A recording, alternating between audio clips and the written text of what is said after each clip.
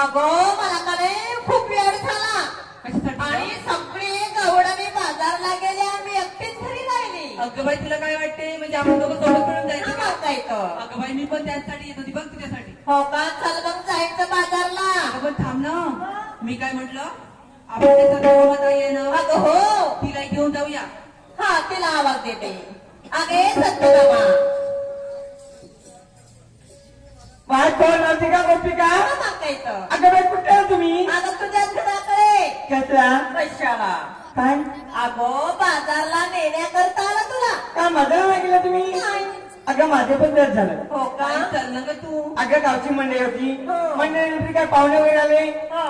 त्यांच्या अभय काम नसता करता व्यवस्थित झालं का काय वेळच नाही मिळत म्हणून बाजारला नाही गेली. होय. म्हणून जायचं. अगं पण जायचं पण तिघेच बहिणी का कसं जायचं बाई? नाही हं?